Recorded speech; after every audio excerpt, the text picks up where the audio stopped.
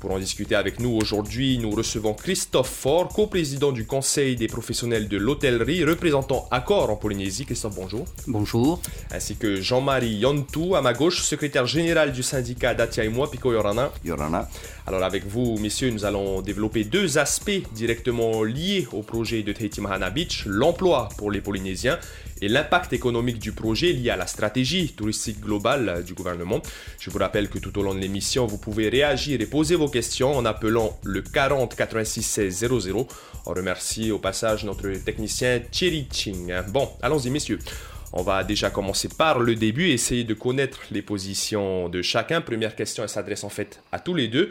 Vous êtes pour ou contre le projet, Christophe, d'abord? Moi, je suis tout à fait favorable au projet, avec quelques petites réserves par-ci par-là, mais tout à fait favorable au projet. Et vous, Pico? Idem. Donc, vous parlez de réticence, de réserve, notamment Christophe. Il faudra défendre notamment les intérêts des Polynésiens. Surtout en ce moment, le gouvernement accorde c'est violent avec ceux des Chinois. Hier, un accord avec l'aviation civile a été signé. Où sont vos points de réserve? Les réticences, en réalité, sont sur le timing et le planning de construction du projet complet et sur tout ce qui est collatéral au projet. Donc en fait, on a tout un tas de petits problèmes collatéraux qu'on a plus ou moins occultés dans la présentation. Je suppose qu'ils y ont pensé, mais pour le moment, personne ne nous en a vraiment parlé. Et ça concerne tout un tas de choses qu'on pourra développer au cours de l'émission. D'accord. On va revenir sur ces points collatéraux un peu plus tard. Mais d'abord, Pico, on va parler du salaire minimum de développement. Ce salaire a été mis en place par le gouvernement il y a peu. Enfin, du moins pas encore, mais il prévoit de le faire. Vous aviez parlé, vous, d'une remise en question de ce salaire minimum. Mais Gaston Floss l'a confirmé hier. Je vais juste demander à diffuser ce son de Gaston Floss qui était interrogé hier. Qui a raconté cette histoire-là? Il paraît que la nouvelle vient de vos techniciens. Non, j'ai interrogé les techniciens, ils n'ont jamais parlé de cela. C'est absolument faux. Il faut bien se mettre dans la tête que il s'agit de donner du travail à ceux qui n'ont absolument aucun revenu aujourd'hui. À ceux qui ont 0 francs aujourd'hui, nous leur donnons 120 000 francs. Ceux qui ont déjà le SMIC, 150 000 francs, s'ils viennent travailler dans la zone, ils garderont leurs 150 000 francs. Nous n'allons pas faire baisser leur salaire. Et c'est uniquement dans cette zone de Mahana Beach à Utumoro, point. Et pour un délai de 3 ans, point. C'est clair. Alors Pico, quelle est la position des syndicalistes par rapport à la création de ce salaire minimum exclusivement pour cette zone?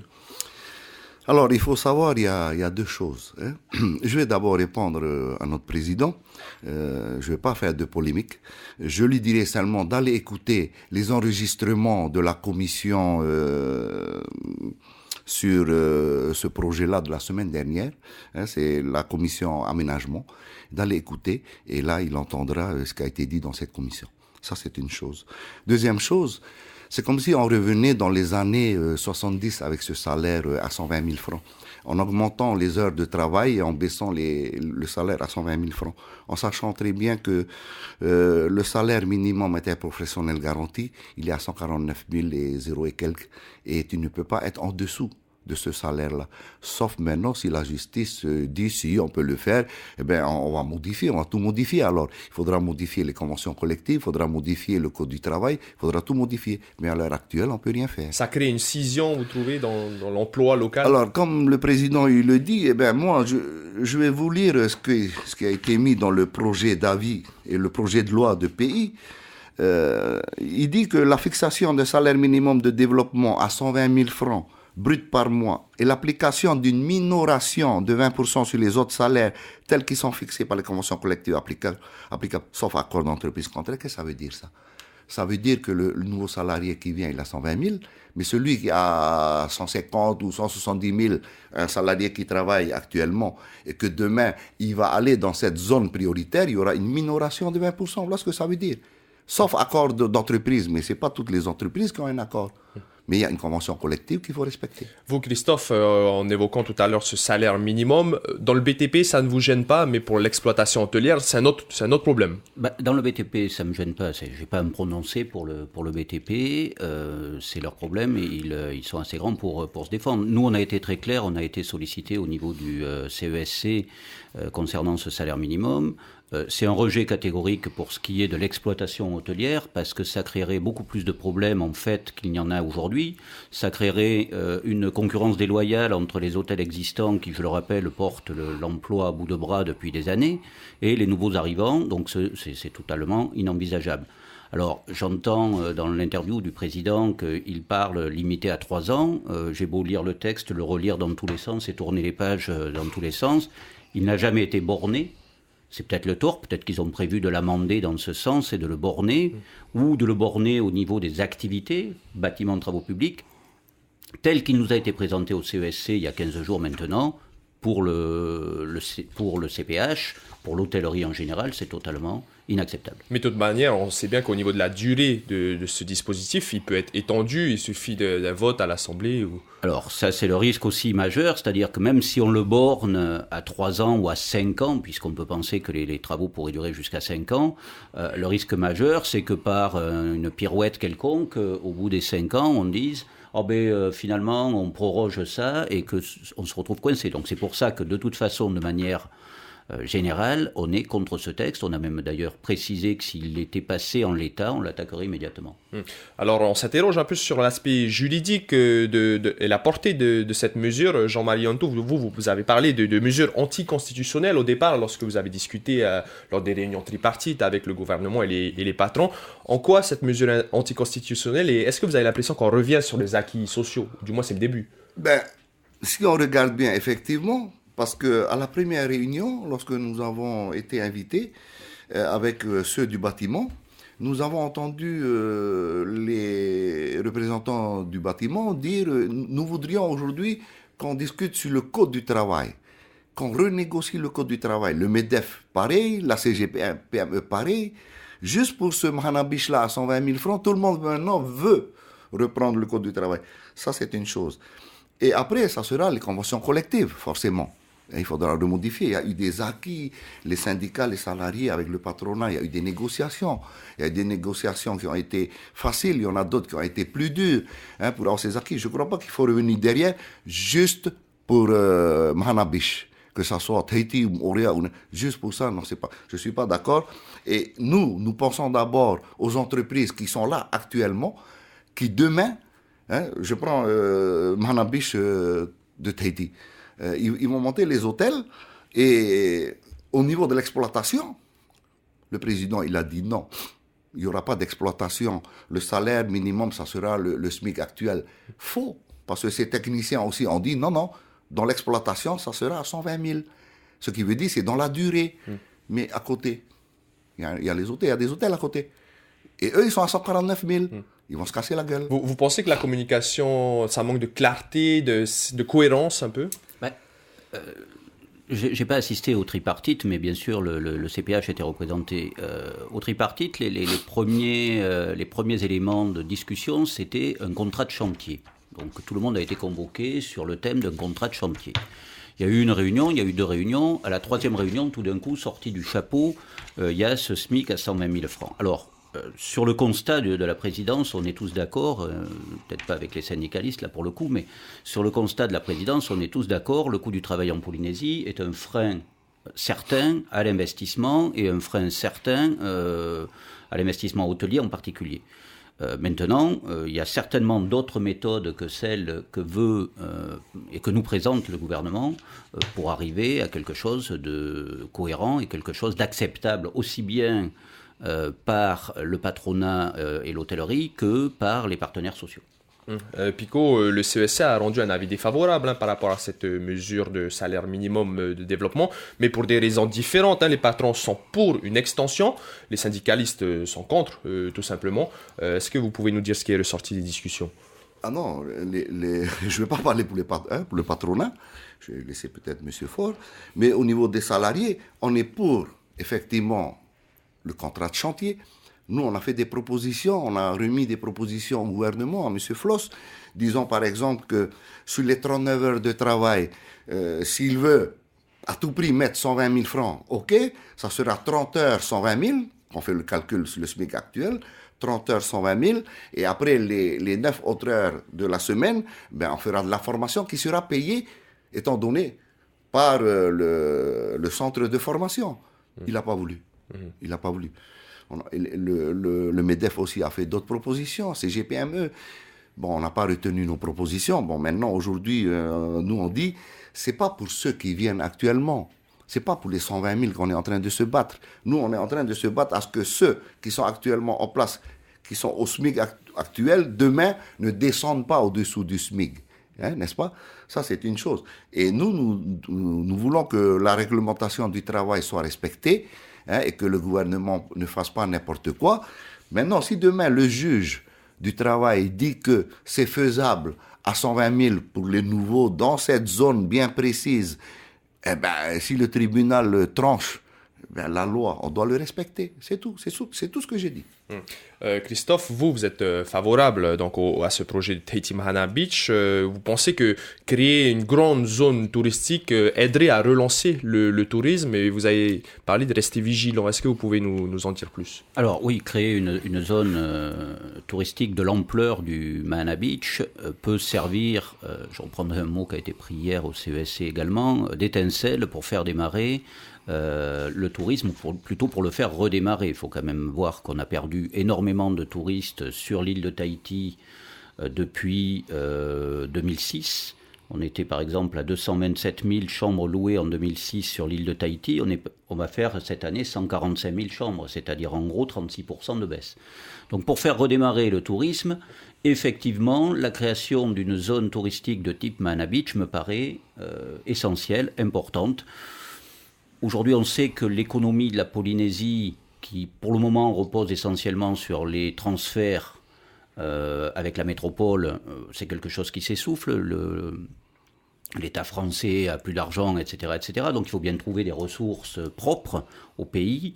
Et le tourisme, à ce titre, pour moi, est la seule activité qui peut permettre de développer ça. Donc effectivement, un projet de l'ampleur du Mahana Beach, pour reprendre une phrase qu'aiment bien nos économistes, permettrait d'atteindre une masse critique suffisante pour amorcer une reprise importante du tourisme. La signature hier avec les Chinois d'accord va dans ce sens, etc. Donc sur ce point de vue-là, rien à redire, je trouve ça très bien. Les pendants du Mahana Beach, d'ailleurs le Mahana Beach Moorea, de même que ce qui pourrait se faire au Golfe, vont aussi dans le même sens. Où je suis un petit peu plus circonspect et où je demande un petit peu plus de vigilance, c'est justement sur tous ces problèmes collatéraux. C'est-à-dire qu'en fait, pour le moment, on nous présente d'un côté le Mahana Beach, mais on ne nous parle pas de tous les problèmes que cela va impliquer. Et j'aimerais que le gouvernement, le territoire, communique un petit peu sur ce sujet, c'est-à-dire qu'en fait, il va y avoir, on a fait quelques petits calculs, 4000 personnes en moyenne sur le Mahana Beach, 4000 touristes en moyenne sur le Mahana Beach, 6000 employés, je prends le chiffre bas parce que la présidence parle de 10 000. Comment va-t-on véhiculer ces gens vers le Mahana Beach ? Qu'est-ce qu'on va faire au niveau des infrastructures routières? Qu'est-ce qu'on va faire au niveau des infrastructures transport? Quelles compagnies aériennes vont nous emmener ces nouveaux touristes? On parle en gros de 350 000 touristes supplémentaires. Et un point essentiel qu'on n'a pas du tout, et qui n'a pas du tout été évoqué, on parle de créer 3000 environ emplois dans l'hôtellerie. Qui va former ces 3000 employés dans l'hôtellerie, ou 3500? Où va-t-on les trouver? Comment va-t-on les former? À quelle rapidité va-t-on les former? Est-ce que le jour où le projet va voir le jour, on aura de quoi fournir 3000 employés? Ou est-ce qu'il va encore falloir aller chercher des employés à l'extérieur, ce qui n'est absolument pas souhaitable? Voilà, c'est autant de questions qui... Alors, il y a une autre question qui n'a pas du tout été évoquée, c'est que devient le centre-ville actuel de Papeete avec un Mahana Beach qui va aspirer toute la clientèle. Quid du centre-ville actuel de Papeete? Est-ce qu'on a prévu quelque chose pour le redynamiser, ou est-ce qu'on le laisse tomber purement et simplement? Là aussi, il fait vivre tout le monde depuis des années. et on tire tout le monde sur Mahana Beach et on laisse tomber le centre-ville existant. Donc voilà autant de réponses que nous souhaiterions voir évoquées par le gouvernement dans sa communication. Christophe a évoqué la formation de ces futurs employés hôteliers. Est-ce que vous en avez discuté, vous, Picoa, avec le gouvernement ou... Non, pas du tout. Tout ce qu'on a vu avec le gouvernement, c'est sur les salaires. Uniquement sur les salaires et sur les indemnités, le 13e mois, mais pas sur autre chose. Mais il reste inflexible sur le salaire. Du moins, on parle de la zone franche, Pico. Mais est-ce que, par exemple, le Moria, Mahana Beach ou Atimono, quels sont les cas pour ces zones-là? Est-ce que c'est englobé aussi? Alors, dans le projet de loi qui a été discuté il y a 2 semaines sur les salaires, sur les 120 000, il a été mis à l'exception. Bon, c'est sur la seule zone franche de développement économique prioritaire de Tahiti Mahana Beach que ces mesures, ce qui veut dire la fixation d'un salaire minimum, l'augmentation de la durée du travail, suppression du jour férié du 13e mois, où ça sera annulé, uniquement sur Tahiti Mahana Beach. Et sur l'autre projet de loi qui a été discuté hier sur les mesures sur les impôts, les taxes et tout ça, sur l'exonération des taxes, il a été mis création de zones de développement économique prioritaire. Tahiti Mahana Beach, Moria Mahana Beach, Atimono, Hao. Et là, il a mis uniquement sur Tahiti Mahana Beach. Pour vous, c'est une extension claire? Moi, je ne crois pas, moi. Tu ne peux pas faire sur Tahiti Mahana Beach uniquement. Et les autres. Ils seront à 149 000 Je ne pense pas. Moi, je pense que ça sera sur les 4.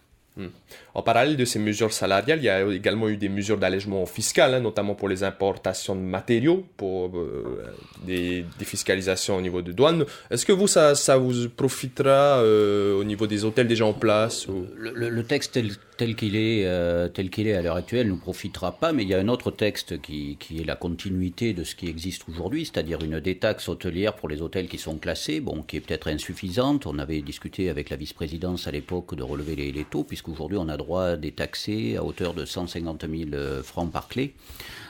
C'est insuffisant quand on voit la batterie de propositions qui est faite, même si nous avons donné un avis favorable d'ailleurs. Le projet tel qu'il est présenté aujourd'hui donne des allègements de taxes, et c'est très bien puisque ça s'adresse aux vrais investisseurs, à ceux qui vont vraiment payer la construction des hôtels, mais le ticket d'entrée est quand même fixé à 40 milliards. Donc c'est pas le petit investisseur et c'est pas de la rénovation ou de la restauration de nos hôtels actuels qui va nous amener à 40 milliards. Donc c'est très bien, on n'a rien à redire là-dessus. Pour les hôtels existants, il faudrait améliorer un petit peu le système existant. Je rappelle juste aux auditeurs qu'ils peuvent poser leurs questions ou réagir en direct dans cette émission en téléphonant 40 86 16 00. Christophe, je reviens vers vous et du coup je vous pose la question, est-ce que le fait qu'on implante ce Tahiti Mahana Beach fera baisser les tarifs des hôtels actuellement en Polynésie? Non, je ne pense pas, ça va dépendre. Les tarifs dépendent d'une chose essentielle, les tarifs dépendent du marché, de l'offre, de la demande, comme dans toute économie normale.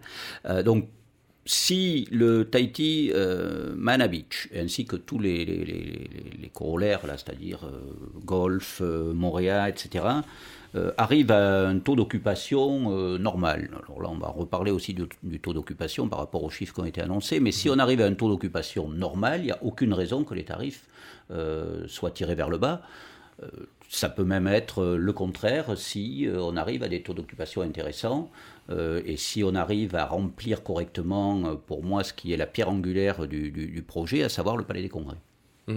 Et au niveau des taux de remplissage, vous avez parlé de 145 000 clés en 2014. Ça représente quoi au niveau du remplissage? 65%. Ça représente 65%. Si on reste sur de la capacité hôtelière. De la capacité hôtelière de Tahiti, qui aujourd'hui, en gros, en chambres, on va dire, classées, est environ de 800 chambres.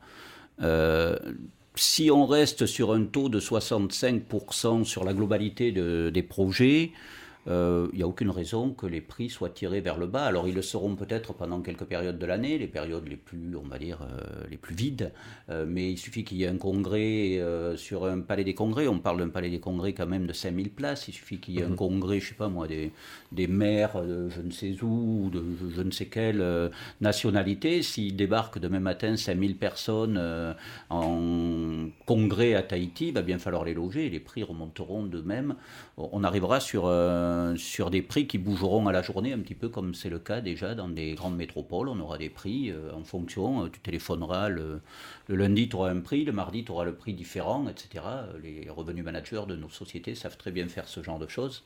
Donc voilà, je pense qu'il n'y a aucune raison que les prix soient tirés vers le bas. Ils ne pourraient être tirés vers le bas, effectivement, que si c'était un échec, mais auquel cas, c'est non seulement les prix qui seraient tirés vers le bas, mais tout le monde en pâtirait gravement. Pico, par rapport au dernier projet que vous venez de nous évoquer, l'extension avec ces 4 zones, qu'est-ce qui a été dit par le gouvernement lors des échanges un peu avec vous? Alors, moi, je ne fais pas partie de cette commission-là. Je ne fais pas partie de cette commission. Je ne sais pas ce qui a été dit, sauf en lisant ce qui a été écrit, n'est-ce pas, sur les exonération des droits et tout ça. Mais bon, c'est pas tellement syndical. Pour moi, c'est pas le principal. Ça, c'est pour M. Faure et compagnie. Mais pour nous, c'est surtout la protection des acquis des salariés. Comme je disais encore tout à l'heure, il faut savoir qu'à travail égal, salaire égal. On ne peut pas avoir sur un chantier un salarié de la même entreprise qui font le même métier, toucher l'autre 149 000 ou 150 000 et l'autre à 120 000. Ça pose beaucoup de questions. J'ai une petite précision et un point où je suis tout à fait en accord avec ce que dit notre ami, à savoir que nous faisons tout depuis quelques années dans le secteur de l'hôtellerie pour revaloriser nos métiers de l'hôtellerie. C'est certainement pas en mettant un SMIC à 120 000 francs qu'on va aller dans le bon sens. C'est-à-dire que nous, il est hors de question que l'on brade les métiers de l'hôtellerie qui sont déjà pas très bien vus par la population. On travaille le dimanche, on travaille le soir, etc.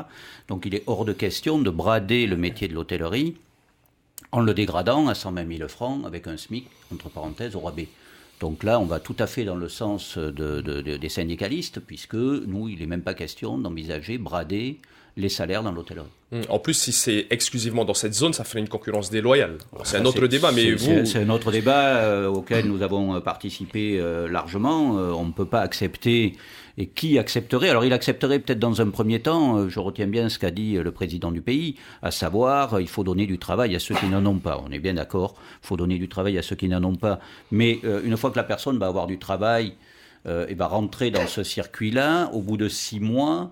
Comment va-t-elle réagir quand elle va côtoyer le gars qui à côté gagnera 150 000 à 100 mètres de là? Parce que je vous rappelle quand même que l'Intercontinental jouxte le projet Mahana Beach. Donc à 150 mètres de là, à 100 mètres de là, quelqu'un va gagner 150 000 francs en travaillant moins, en ayant plus d'avantages sociaux que celui qui est 100 mètres à côté. Ben, ça va marcher 6 mois. Au 7e mois, c'est une poudrière sociale. Et là, c'est sûrement pas les syndicalistes qui vont me démentir. C'est une poudrière sociale. C'est intenable. Peut-être vous voulez commenter Oui, c'est vrai, c'est vrai. Alors, il faut savoir que dans ce projet-là, on a regardé seulement mettre en place un grand projet, des chantiers pour faire relancer l'économie de notre pays. Mais je prends l'exemple des gars qui travaillent dans le bâtiment. Ils sont au soleil, ils montent, ils sont en hauteur, c'est un travail dangereux. C'est un travail dangereux. Et maintenant, on rallonge d'1 heure leur travail et en les payant moins. Mais seulement, il faut dire que la France, nous, on est français, jusqu'à preuve du contraire. La déclaration des droits de l'homme doit être respectée, n'est-ce pas? Et il y a deux articles de cette déclaration des droits de l'homme, c'est la convention numéro 131 et la convention numéro 135, qui dit que la fixation des salaires minima devrait constituer l'un des éléments de toute politique destinée à lutter contre la pauvreté. C'est pas en mettant à 120 000 qu'on est en train de lutter contre la pauvreté. Gaston Floss dit qu'il lutte justement contre la pauvreté en relançant l'emploi même pour ceux qui n'ont rien. C'est un peu la politique du gouvernement à ce moment-là. Ouais, donc c'est la politique du gouvernement, c'est une politique que moi je n'approuve pas. n'est-ce pas? Parce qu'aujourd'hui, un gars qui toucherait 120 000 brut, parce que sinon ça serait à 106 000. Et bon, c'est vrai qu'aujourd'hui, il n'a rien. Demain, il aura 106 000 francs net dans sa poche, comme disait M. Faure. Ça va durer combien de temps? Combien de temps ça va durer ça? Et à côté, il va voir que ses copains et copines touchent presque le double en faisant le même travail. Et ça va exploser, ça va exploser. On revient sur le sujet du tourisme, Christophe Faure. Est-ce que vous pensez que l'implantation de ce Tahiti Mahana Beach va obliger les hôteliers du Finois à revoir un peu leur stratégie, leur offre éventuellement? Revoir leur stratégie, il y a de fortes chances. On aura une concentration. Il faut voir qu'aujourd'hui, c'est un petit peu disparate. Il y a un hôtel à la sortie de Punaouia, il y en a un au cœur de Punaouia, il y en a un à la limite Punaouia-Fa, il y en a un de l'autre côté à Aroué. Enfin, je veux dire, il n'y a eu aucune cohérence dans l'implantation des hôtels en Polynésie jusqu'à présent. Là, on parle de faire quelque chose d'intelligent. Il faut reconnaître, on parle de faire un énorme bloc hôtelier touristique en général, avec un aquapark, avec un palais des congrès, avec un casino, on pourra en parler aussi. Donc effectivement, les hôtels existants seront obligés, alors à part peut-être l'Interconti, puisqu'il a la chance de jouxter le projet, donc il pourrait presque venir s'y greffer. Mais pour les autres hôtels, ils auront tout intérêt effectivement à avoir des stratégies pour attirer vers eux une clientèle, mais une fois de plus, tout dépend de la vente ou de la non-vente des congrès sur l'île de Tahiti et de l'arrivée ou de la non-arrivée des fameux 14 vols dont on nous a parlé hier, de la clientèle chinoise. Si tout ça arrive à se mettre en place de manière efficace, il n'y a pas de raison, ils auront du remplissage tout à fait naturellement. Mais ils seront effectivement, à mon avis, obligés de se démarquer un petit peu, peut-être au niveau stratégique. Je ne suis pas dans leur compte ni à la tête de leurs hôtels, mais effectivement, c'est ce que je ferais si j'étais un petit peu excentré par rapport à ce projet-là. J'essaierais de trouver des nouvelles stratégies. Vous avez déjà fait un calcul un peu global de combien de Chinois arriveraient, enfin, en moyenne J'ai fait un calcul rapide sur les chiffres que nous a donné hier le président, à savoir 14 vols. J'ai fait une petite multiplication, 14 vols par semaine, 300 personnes par vol, en mettant que ça soit un long courrier. On arrive, je crois, à 109 000 touristes, quelque chose comme ça. Enfin non, 109 000 besoins en chambre sur l'île de Tahiti. Avec la place disponible aujourd'hui, ça oblige à construire immédiatement, effectivement, il l'a dit hier, mais c'est pas faux. Ça oblige à construire immédiatement pas loin de 500 chambres. Mais quand est-ce qu'on aura 14 vols qui emmèneront 300 touristes à chaque vol? On n'en est pas là, il va falloir y aller. Je pense que vraiment la question clé du projet, c'est la planification. La planification, on ne peut pas se permettre d'édifier 2229 clés. On parle souvent de 3000, mais en fait les 3000 comprennent les condominiums. Les 3000 comprennent les condominiums et la partie timeshare. En réalité, dans les 5 hôtels, il y a 2229 clés. On ne peut pas édifier comme ça 2229 chambres d'hôtel sans être sûr au préalable d'avoir, par exemple, construit les infrastructures qui vont avec, palais des congrès, etc., qui emmèneront immédiatement de quoi manger à ces 2229 chambres, plus les 800 existantes, plus peut-être la réouverture d'ici là d'un hôtel fermé.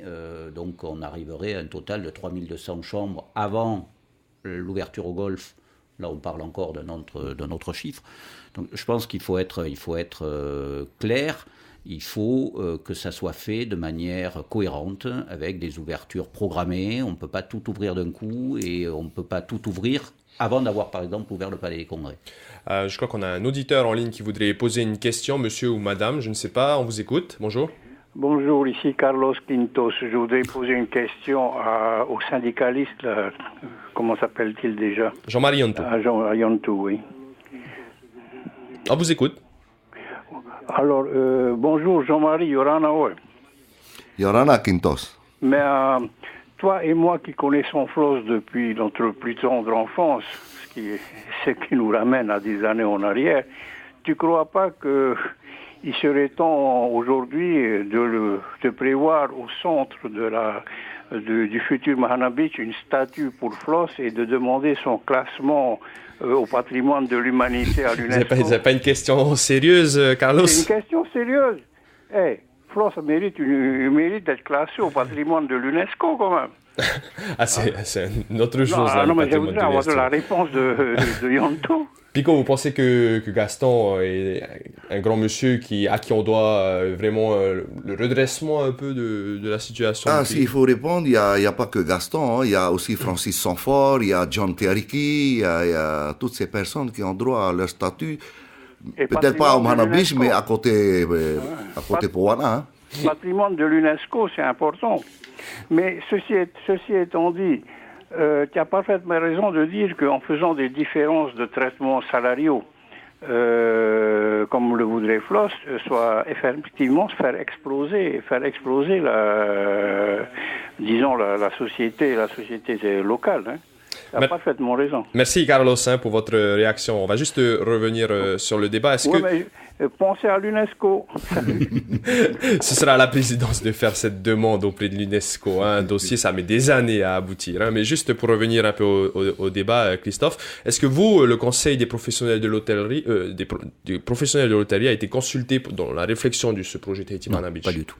Pas du tout. Le projet a germé dans l'esprit du président et du gouvernement en général, avant même son élection en 2013, puisque, sans dévoiler des secrets, on a été, nous, approchés, puisque je représente donc le groupe Accor, et c'est donc nous qui avons vendu le dernier terrain qui manquait au territoire pour réunir tous les hectares.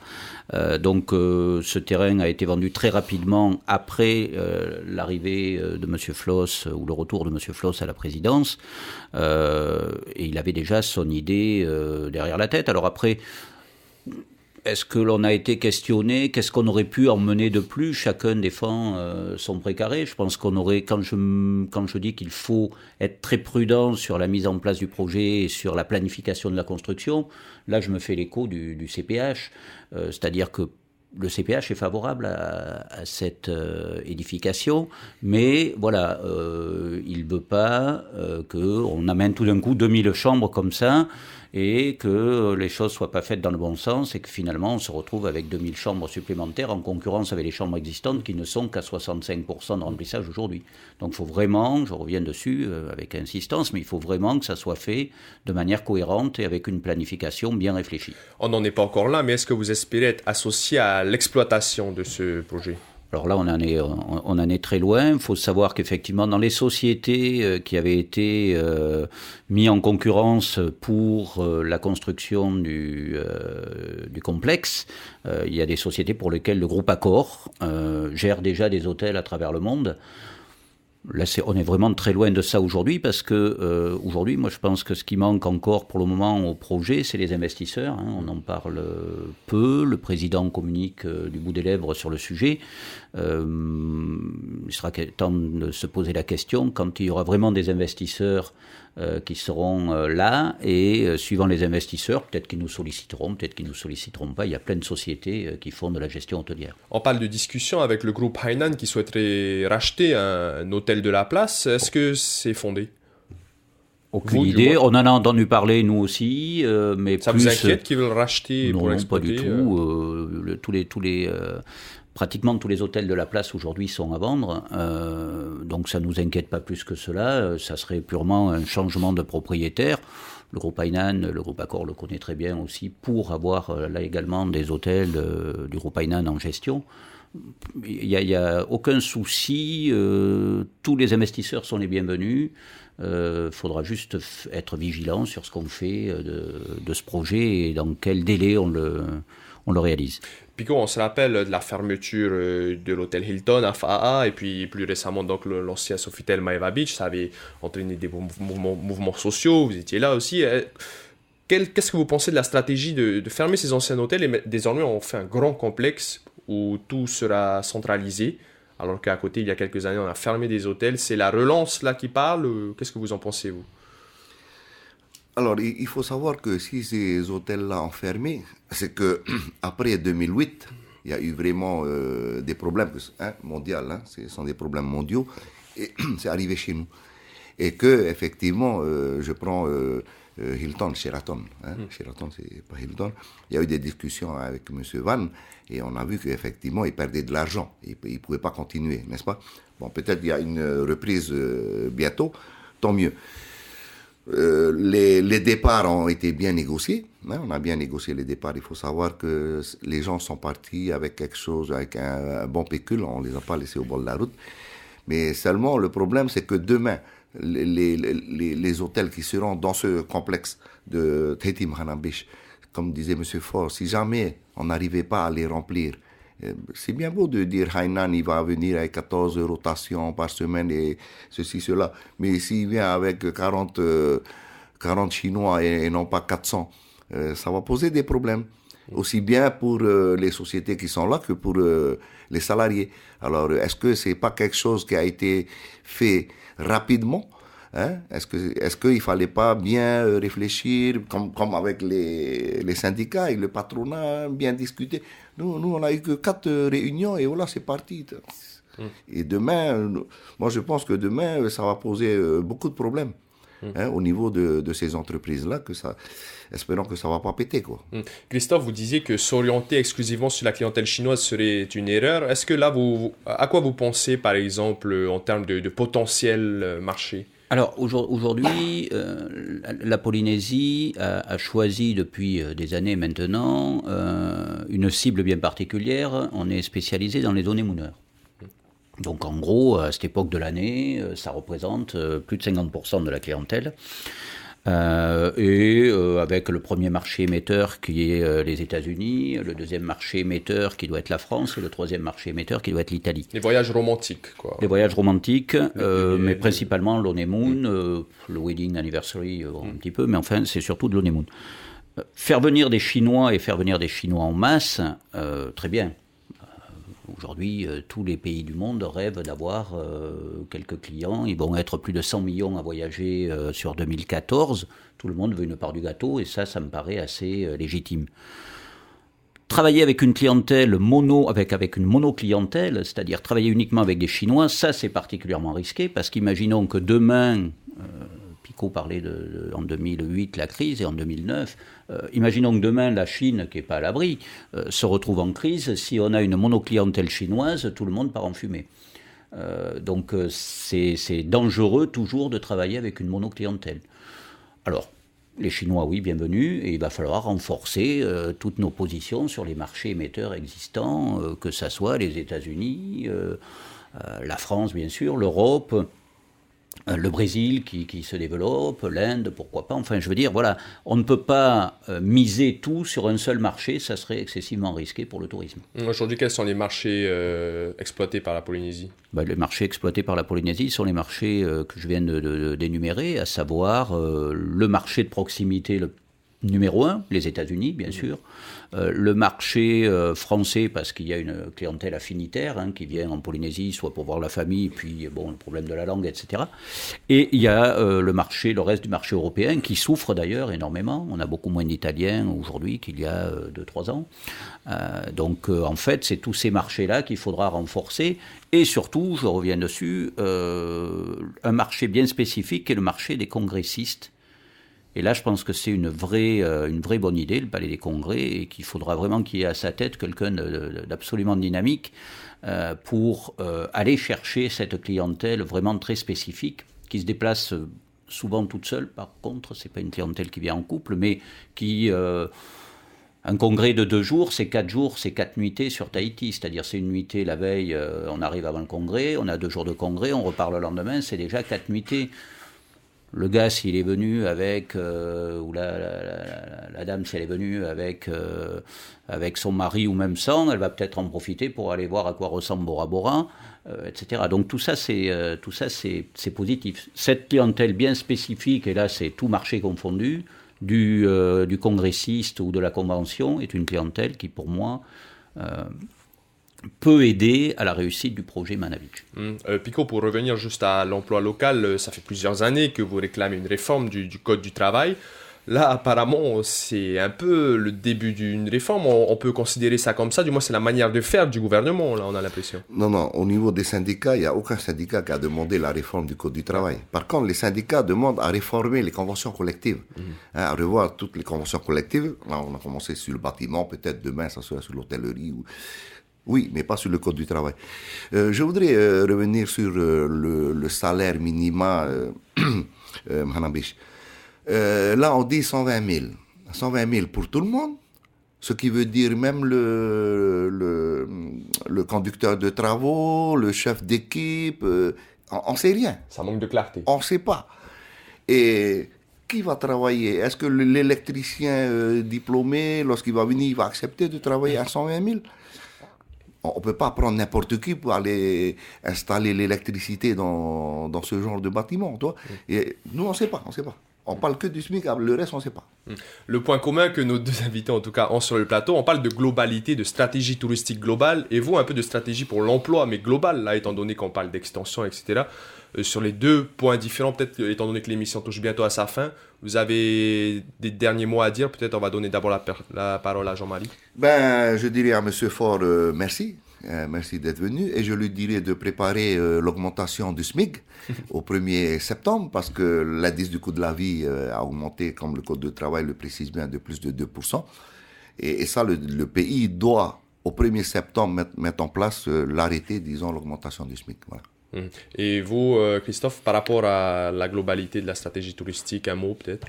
On est sur le bon chemin. Je pense qu'on a de bonnes décisions. Le pays a été initiateur de ce projet. Je me suis déjà aussi... j'ai déjà donné mon avis là-dessus. Je pense qu'aujourd'hui, c'est plus à lui à commercialiser. Il y a des gens qui savent très bien le faire. Donc le politique, pour moi, a initié le projet. Il peut le faciliter demain, mais aujourd'hui, qu'il laisse la main aux sociétés spécialisées. Je voudrais rassurer Jean-Marie, on a préparé pour augmenter les... Ce que je trouve dommage dans tout ça, c'est que on ait pris 1% entre juin et juillet uniquement sur les tarifs internationaux, et je ne pense pas que ce soit les gens au SMIC qui utilisent beaucoup les tarifs internationaux. Ceci étant, la loi prévoit une augmentation, il faudra bien en passer par l'augmentation.